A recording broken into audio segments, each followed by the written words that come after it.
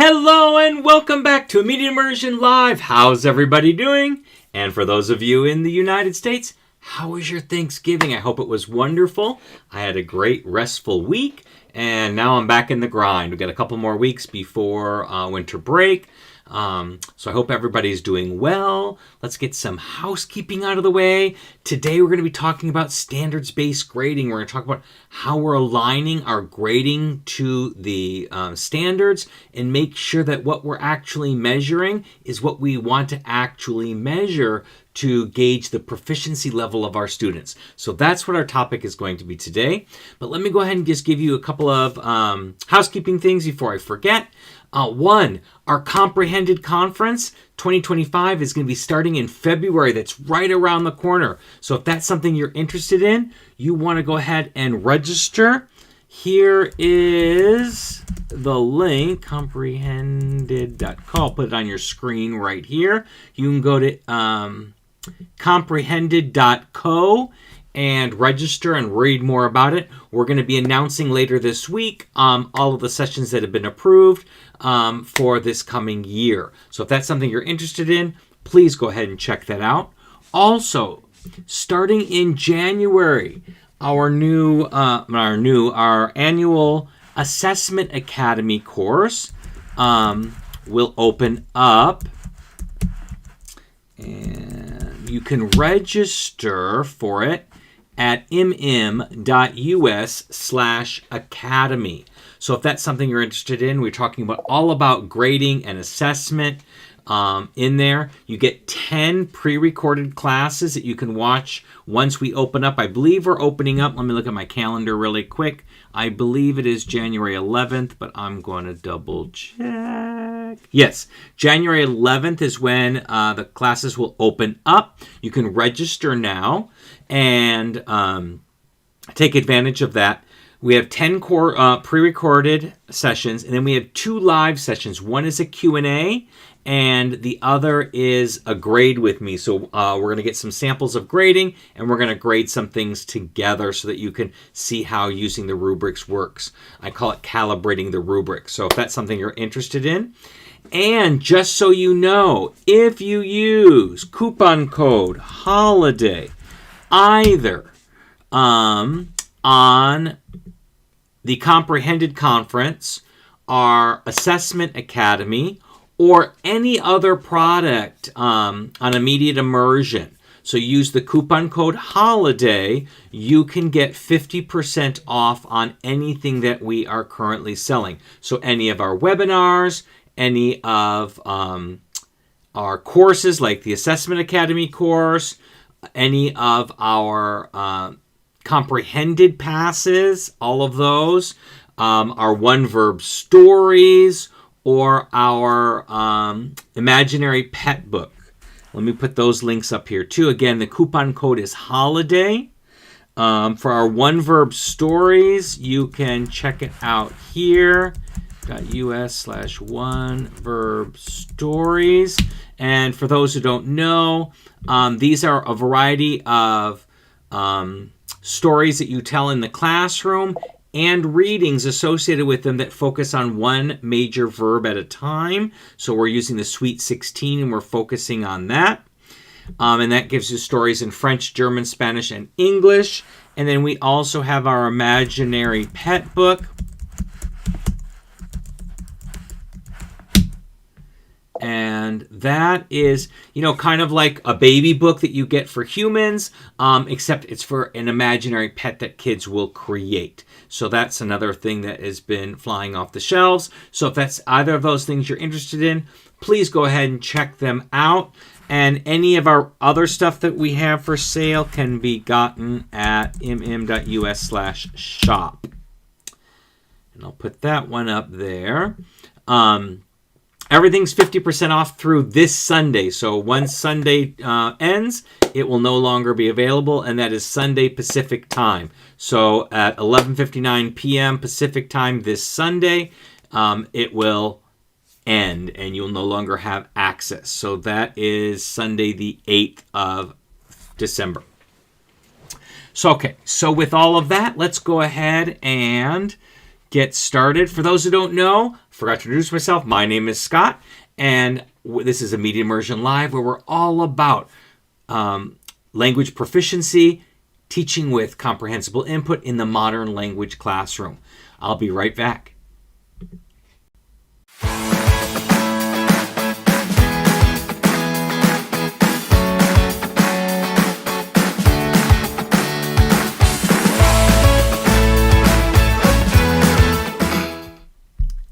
And welcome back. I hope everybody, as I said, had a wonderful Thanksgiving. If you're in the United States, and if not, just a wonderful past week. So today we will break it down into 3 main areas. And again, we don't have time to go over everything today in this little bit of time that we have together.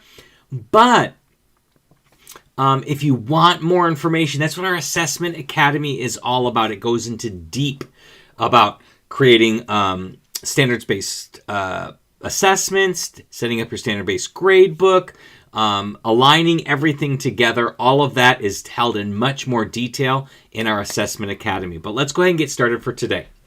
So first of all, we want to understand the basics. So what are the basics of standards-based grading?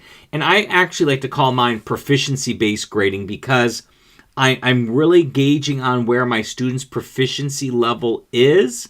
And obviously we're using standards to do it. So it's just a variation of the standards-based grading.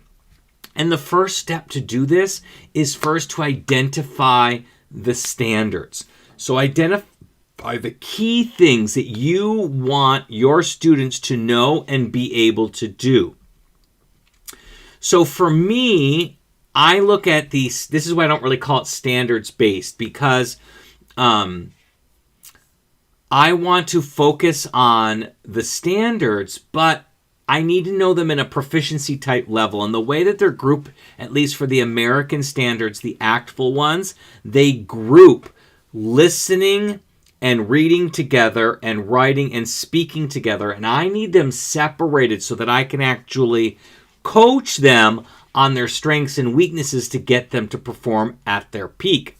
So I look at my communication skills, and then I look and say, okay, I want my kids to be able to do this in speaking, this in writing, this in listening, and this in reading. So I want to look at that.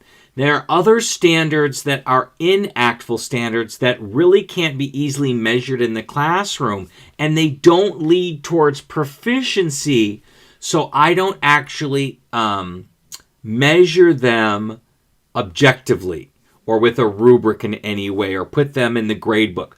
Do I note them? Do I make feedback on them? Absolutely. But I don't actually measure them and put them in the grade book.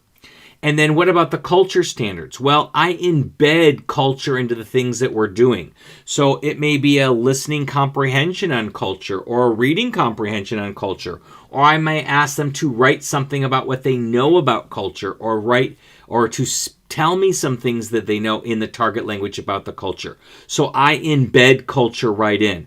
I'm really focusing on the communication standards, listening, reading, speaking, and writing, because those really let me know where my students are in their ability to actually use the language in real-world experiences. And so once you've identified these, you're going to align your lesson objectives directly to those key standards. Now, if you go to my free resources, let me go here, mm.us/resources, I have targets, and I need to update them so that they're not language specific, because they don't need to be language specific. Well, I guess some of them do. Never mind. I got to update them anyway. But they're really clear cut, and I laminate these and put them on my board. And it's things like I can engage in conversations. I can understand and discuss the reading. I can understand and discuss the story. I can speak in Spanish, French, German, English, whatever the language is. I can write in Mandarin, Russian, Latin, whatever the case may be. Any of those types of things. So that's kind of how I line my lessons. So I have that as my goal. So if I'm working on communication, I want my kids to be able to communicate in conversations. Then that's my up there. I can engage in conversations, and then we work through that. My lesson will be directly applied to that. I'm going to ask my kids questions, and then to get them started in the conversation, and then we're going to do follow-up questions to really engage that conversation. So that's what you're going to start with. Find out what your standards are, the things that you're going to work with, and then align your lesson objectives directly to those key standards. And if you want a head start on those lesson objectives, go to my mm.us/resources and download those targets. Even if they're not in the language that you are, they're written in English. You can get an idea and adjust to your own language and make your own if that's something you'd like to do. And I like these because they're a little bit more generic. I used to have really specific ones, and I like these because these are a little bit more generic. They're identified back to the standards that I need to teach, but they're not so specific to tie me in, like, we're going to have conversations about transportation today. That kind of stuff gets a little bit too specific.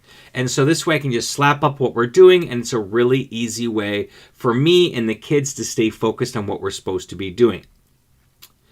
Once you've got that done, the next thing you need to do is create clear rubrics. Rubrics are the way that we're assessing our standards.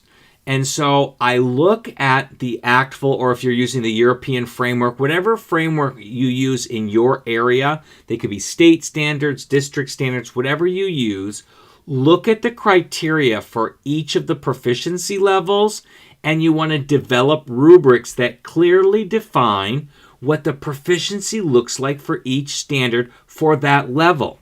For example, I'm using the ACTFL ones because that's the ones that I'm most familiar with. For those who don't know, that's the American Council of Teaching Foreign Language. So I look at those and I go, okay, for my level ones, my goal by the end of the school year is for all of my level ones to be at least novice mid by the end of the year. Novice mid in listening, reading, speaking, and writing. That's what I expect. So in order to get a B in my class, they need to meet that standard. They need to be at novice mid because that's my goal, and that is my my level of proficiency that I'm asking from my students. If they're not there, they're somewhere in between, they're close, then that's going to be that C level where they're somewhere in between novice low and novice mid. If they're stuck at novice low, that's going to be that D level. And if they're not even reaching novice low, that's going to be that F level. My A level is where they're starting to break out of novice mid. They might not always be into novice high, but they're definitely breaking their way out of novice mid. So I will write my rubrics for listening, reading, speaking, and writing based on those for level 1. For level 2, my goal is that my kids get to novice high in all 4 areas, listening, reading, speaking, and writing. So again, I work backwards from there. My novice high is my B. If they're somewhere between novice mid and novice high, that's my C. If they're stuck at novice mid, that's my D. And anything lower than that will be my F. And then my A would be they're starting to break out of that novice high. Doesn't mean they're reaching intermediate low, but they're definitely breaking out of, and they're having some examples, and maybe it's just not consistent, because I don't mark it at a level unless I see it consistently applied. So they might not be consistent, might be here or there where they're hitting hitting intermediate low. And then for my level 3s, my expectation is intermediate low by the end of the year. So create your rubrics with this in mind and adjust as necessary for them as long as you can. Now, you want to take the language that ACTFL or the European framework or whatever framework you're using, and you want to write it in a language that kids understand. So don't write it or take it directly from the standards. Take it and translate it into kids speak so that they can understand it, so that everybody can understand it. Parents can understand it, kids can understand it. And I like to write them in I can statements. So that's what I like to do. I don't take them exactly from the I can statements from ACTFL, but I'll look at the standard, look at my proficiency levels, and then I'll rewrite them in everyday language, but in the form of an I can. I can do this, I can do that, I can do this. I know some teachers write student can, but that's so impersonal, and it's more, maybe it's just psychological, but it's more motivational when the kid can say, yes, I can do that. Not just any student, I can do that. And so that's something that you want to be able to do. Lastly, for the basics, is to simplify your grading criteria. So limit your grading categories to just a few essential standards. I use listening, speaking, reading, and writing. That's what I grade. I used to have a separate culture area, but instead I learned through IB just to integrate culture in those areas, and I can address culture at the same time. So I'm only grading on those 4 standards. And I weight my standards. So I have... see, how does this work? 60, 60, 20, 20. Is that how I do it? I'm trying to think exactly how I do it. I think I do it. I have to look at my grade book. I had to play with it because the way my school works with the grade book, I had to play with my numbers. But I have speaking and writing at 30% of the grade, because those are really the telltale indicators of a proficiency level. Because just because a kid can understand what they listen to and what they read doesn't mean they can actually communicate. And they need to be able to communicate. They need to listen and read, but they also need to speak and write. And if they can speak, they can listen. And if they can write, they can read, because they're correlated that way. So I really put the emphasis on speaking and writing because those are the telltale signs of a proficiency level for a student. So those are at 30%, and then listening and reading are at each 20%, and that gives me my 100%. And people say, well, if we're teaching with comprehensible input, why is it input weighted higher? Because if you do, you're going to get a skewed look at their proficiency level. If you make listening and reading worth more than speaking and writing, what's going to happen is kids are going to look more proficient than they actually are. And then when it actually comes down to actually using the language, they're going to fall flat. They're going to get a false sense of where they are. I want their grade to actually match their listening proficiency. And so weighting them this way is what's worked as I developed the system over the past 20-some years. And when you put an assignment in the book, I only put assignments that tell me how well a student can do language in the book.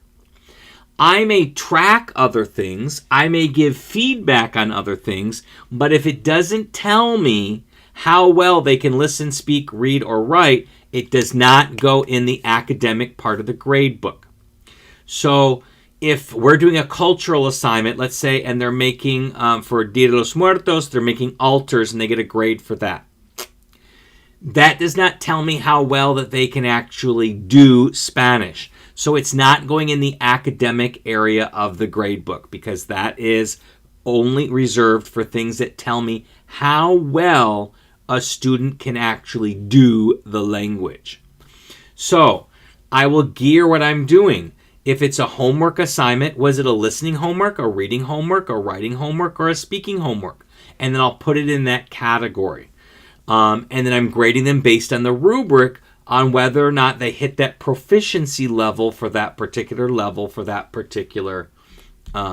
standard. Does that make sense? If so, give me a thumbs up in the comments or in the chat, whether you're watching live or on the replay.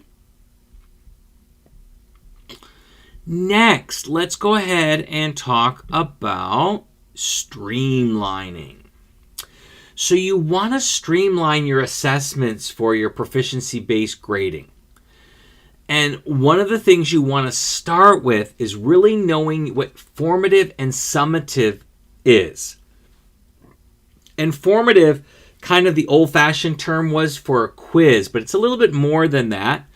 And then summative was your tests. For me, what formative really means is, where are they during the act of learning and teaching? So when you're teaching something, where are they in that during that time? Where a summative is, where are they at the end of a teaching point? So for me, the only summatives that I have, as I'm currently teaching high school, is the midterm and final. Those are my only two summatives. Everything else is formative because I can give them feedback up to that point to get them ready for that summative. But that summative goes in the grade book very specifically. And so that's the end of that learning time. Can they improve afterwards? Absolutely. And so then we start after the midterm with some more formatives. I can give them feedback in preparation for that final. But formatives don't have to be pencil and paper all of the time. You can incorporate quick, low-stake quizzes or comprehension checks. You can do them via Kahoot or Gimkit, or just quick little games to be able to assess where your students are. And then I don't formalize that into a quiz, a little bit more of a formative, a little bit more solid of a formative, until I'm confident, based on all my anecdotal data, that they're going to do well on it. So after we've played some games and I've been able to assess that, I've looked at some Kahoots or some Gimkit activities. I've done my comprehension checks and I'm feeling confident that they're able to do it. Then I'm going to have them put it to paper to pencil so that I can see it and then put that in the grade book.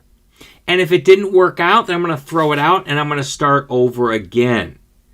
But start with your formative checkpoints because those are really, really important. And then you want to provide feedback based on their progress towards the mastery. So that proficiency level, where do I want them to be? At that B level. And rather than assigning a letter grade, you can give them that proficiency level. Let them see that in the rubric.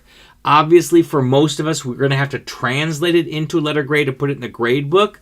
But give them words feedback because it means more. What does a B mean? It doesn't mean anything until you put text to it and tell them what it means.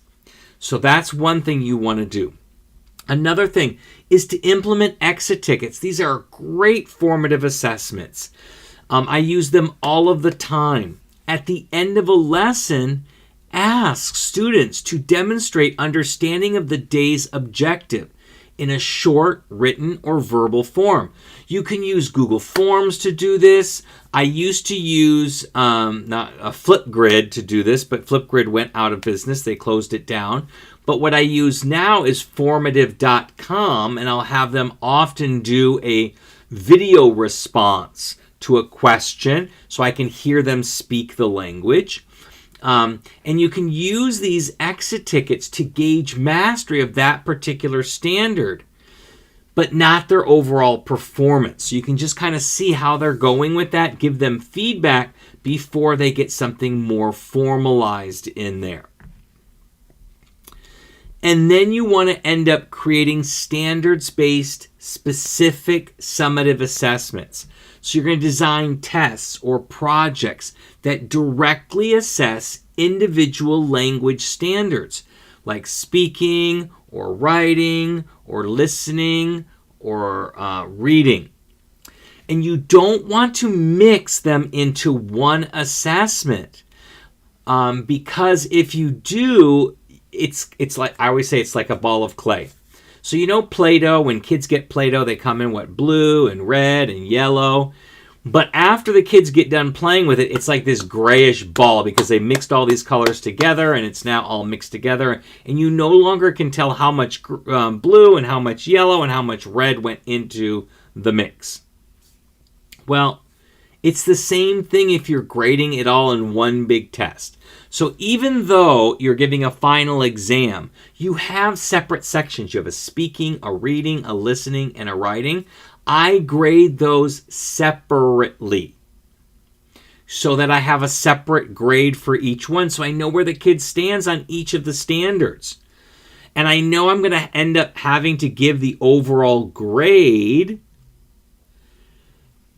in the grade book for the overall final, but I want to know individually how well my kids did on each of those areas, and I can get a clearer picture of student mastery that way. I can't get it if I just average all the sections together and get that grayish ball of Play-Doh. So that's how you streamline. Start with your formative assessments, engage exit tickets, and then create assessments, especially your summative assessments that target each of the standards. And an example here also I want to clarify.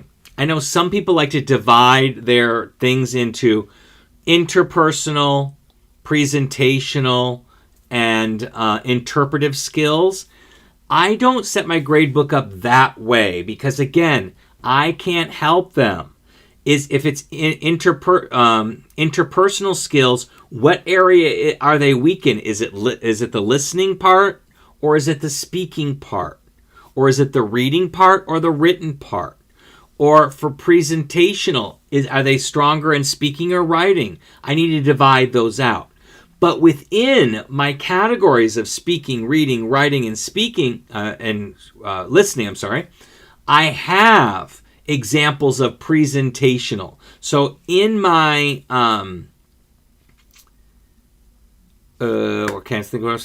in my grade book, under speaking, I have different activities. Some that measure interpersonal skills and some that measure presentational skills. Same thing with writing.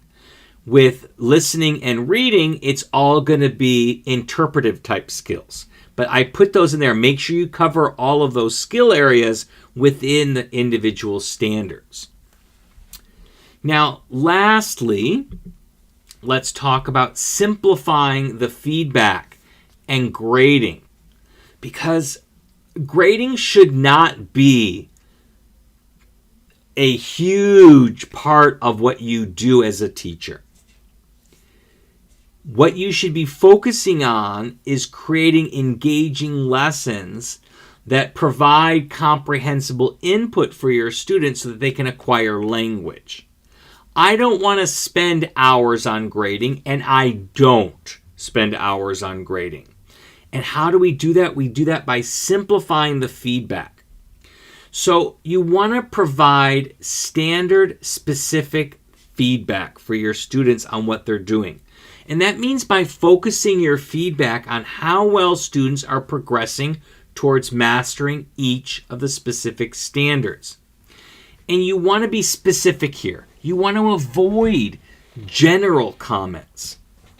You want to be direct and specific about areas of improvement. So I like to at least give one compliment of something they really did well, and then I follow that up on one specific, concrete thing for them to work on for next time. If it's too generic, it's not helpful. If you give them too many things to work on, nothing's going to get worked on. So give them one specific thing. What is the biggest obstacle right now that they're facing on that particular assessment or that particular skill that you're trying to build, and let them know what they can do to improve it. Let's say all of the sentences in a writing sample are short and choppy. So I will say, I'll put in there, I love how your story is flowing. For next time, try combining 2 or more sentences into longer sentences. You might use an and, a but, or an or. And that gives them something concrete to work on the next time. Or if they're performing at a higher level, let's say their sentences are long, they're using subordinate clauses. I might say, next time you might want to incorporate some dialogue into your story. See how I'm giving very specific ideas for improvement. Number 2, allow for retakes and revisions. So let students revise or redo assignments based on feedback to improve their mastery of a specific standard. Now, I don't let them redo the summatives, but formatives, they can do it because they're still in the process of learning. And the way that I generally handle this is I just give them another opportunity to do something similar. It may not be the exact same thing. You can't just give the kid a listening assessment, with a story and then questions, and then they didn't do well on it, and give them the exact same one. It has to be a different one that assesses the same stuff. So the same vocabulary, the same structures you are working on. So allow them that, give them that feedback, and allow them to work at it. But I always tell my kids, learning a language is like learning a sport, or learning how to play an instrument, or learning how to, dance. If you can't pirouette, or you can't hit that note, or you can't make the basket consistently, you're not, doing that, then just by me giving you 10 more tries to do it today, or even tomorrow, isn't going to help, because you need to actually practice that to be able to perform better. So I do make them practice for a length of time to work on it before giving them another opportunity to take that, because it's not like a memorization test where, oops, I didn't study, let me retake that, let me go home and study, and now I can do it again. That's not how that works. And you're going to grade the revisions only on the standard in question, not the entire assignment. So again, you're focusing on the actual standard that you're measuring. And lastly, and we kind of do this already, but I try to stay away from percentages because there's so many variations. What's the difference between a 93 versus a 94? Really? We're splitting hairs. But if you use a 4-point scale, kind of like what a GPA has, 4, 3, 2, 1, and then obviously the 0, it works really, really well. So you can give that in there.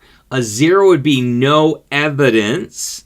A 1 would be beginning. 2 would be, close, but not quite there. 3 would be the proficient. That's my goal. The 3 is a B. And then 4 is that advanced. And this scale makes it easier to track progress towards mastering the standards, and it's faster to grade. Because I'm not trying to figure out, is it a 96? Is it a 93? Where is it? And kids aren't trying to what do I need to do to get one more percentage point? They're not fighting for those percentage points. They're actually trying to work towards the next level, because the point that they're trying to go from is to go from a 1 to a 2, or a 2 to a 3, or a 3 to a 4. And so that's what you really, really want to try to be able to do with your students. And that will work really, really well. And it simplifies things. Then afterwards, you can translate that to a percentage. And the way that I have done it in the past is really easy. So the no evidence is a 55 for me. A beginning would be a 65. A developing, or like a level 2, would be a 75. A proficient would be an 85.